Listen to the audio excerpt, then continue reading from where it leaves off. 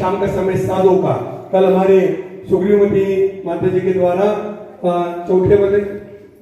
चौथा क्या कल धर्म में बोलेंगे, सुनंदामती माता के द्वारा चौथे अध्याय की वाचना होगी और सुग्रीवमती माता जी के द्वारा कल उत्तम शौच धर्म पर विवेचन होगा। इस प्रकार से कार्यक्रम चलते रहेंगे। आइए जिनवाणी की स्तुति करके सभा का विसर्जन करें। जावानी के ज्ञान के सूझे लोकालो सोवानी मस्तके नमो सदा दो ए जिनवानी भारती तो ही जपो दिन रे जो तेरा शरणा गए सो पावे सुख चैन धर्म करत संसार सुख धर्म करत निर्वाण धर्म पंथ साधे बिना नरतीर्यंच समान। काय सारखं करले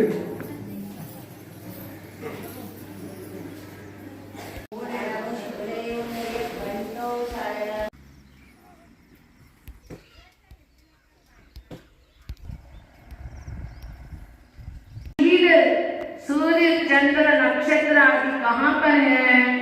केवल अपने ढाई दीप में ही है। ढाई दीप के आगे जितना भी सूर्य और चंद्रमा है वो स्थायी है, लेकिन वहां पर जगत में भोगभूमि की व्यवस्था बनी रहती है। और यहाँ पर बताते हैं जो नरक है, नरक में दिन और रात नहीं होता है। क्या नहीं होता? दिन और रात नहीं होता। दिन और रात का जो भेद जो है केवल अपने ढाई दीप के अंदर ही होता है। ढाई दीप के बाहर भी जो है सदा ही दिन ही दिन बना हुआ रहता है, वहां पर रात नहीं होता। लेकिन नरक में दिन रात है क्या? नहीं। लेकिन वहां पर प्रकाश वगैरह कैसा है? तो उन्होंने कहा रत्न प्रभा। पहले जो नरक है उसकी प्रभा कैसे है? तो बताते हैं रत्न के समान जो है उसकी प्रभा है। और उसके बाद में दूसरा जो नरक है शर्करा प्रभा। शर्करा माने शक्कर को कहते हैं।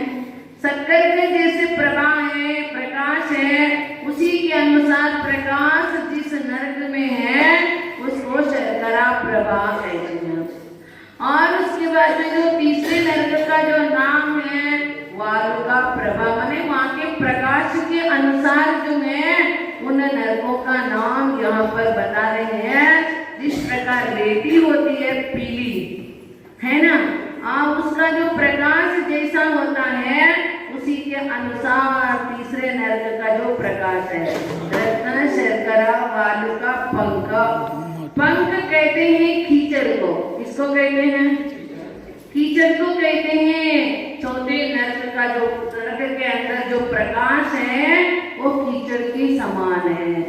और उसके बाद धूम, माने धूम, जो लकड़ी गीली लकड़ी वगैरह जलाने पर जो धुआं निकलता है, धुआं का प्रकाश जैसा होता है वैसा प्रकाश जिस नरक में है उसको धूम माने धूम प्रभा कहा। उसके बाद में तम माने अंधकार। जिस नरक में केवल अंधकार ही है उसको तम प्रभा कहते हैं। और महातम प्रभा, जिस नरक में अंधकार ही अंधकार है उस नरक को जो कहते हैं महातम प्रभा। इसके होते हैं जैसा, तो उन्होंने कहा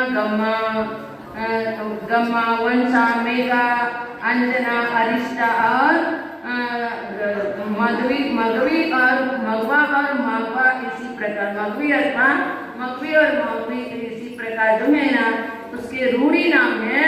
लेकिन वहाँ के प्रकाश के अनुसार जो है इन नरकों का नाम रत्न प्रभा आदि कहाँ है। और ये इन सातों ये नरक है, ये क्रम से जो है एक के नीचे एक पहले नरक से नीचे दूसरे के बाद में तीसरे के बाद में चौथे। इसी प्रकार सातों नरक जो है 6 राज्यों के अंदर है। और उसके बाद में उसके जो है चारों तरफ वाट पले हैं, घनोदधी वाट पले, घनवात्वले और तनुवात्वले माने घनोदधिवात्वले और माने लोग किसके आधार पर हैं तो बताते हैं घनोदधिवात्वले के आधार पर जो है लोग हैं और घनोदधिवात्वले किसके आधार पर है बताते हैं घनवात्व के ऊपर और उसका घनवात्वले किसके आधार पर है धनवात्वले के आधार पर है। इसी प्रकार उसमें जो विशेष और भी बताते हैं उसके अंदर रत्न प्रभा जो नरक है उस रत्न प्रभा नरक के 3 भागों में विभाजन है। तो वो जो है खर भाग, पंख भाग और अबहुल भाग। और खर भाग और पंख भाग में कौन रहता है और अबहुल भाग में कौन रहता है तो शास्त्रकार कहते हैं 10 प्रकार के जो भौनवासी देव होते हैं। भौनवासी देव कितने प्रकार के हैं 10 प्रकार के और वेंतरवासी 8 प्रकार के। उनमें से जो है असुर भवनवासियों में असुर कुमार जाति के देवों को छोड़कर और वेंतरों में राक्षसी जाति के देवों को छोड़कर और भवनवासी के 9 और वेंतरवासी के 7 इस प्रकार 16 प्रकार के जो देव हैं वो खरभाग में रहते हैं। और पंख भाग में जो है असुर कुमार जाति के देव और राक्षस जाति के जो देव जो हैं वो कहाँ पे रहते हैं पंख भाग में रहते हैं। और उसकी जो नरक की जो ऊंचाई में कहते हैं 1,80,000 योजन का है। कितने है वो 1,80,000 योजन का है वो स्थान। तो उसके अंदर बता दिया खरभाग 16 लाख योजन का है, पंख भाग जो है 84 लाख का ನಮಗೆ ಕೊಡೋದು ಬಿಡ್ತಿಲ್ಲ ಯಾನ್ ಮಾಡೋದ ನೀವೆಲ್ಲ ಒಂದೂ ಸರಿ ಇರಲಿಲ್ಲ ಕುತ್ಕೊಂಡು ಹೇಳಿ ಎಲ್ಲ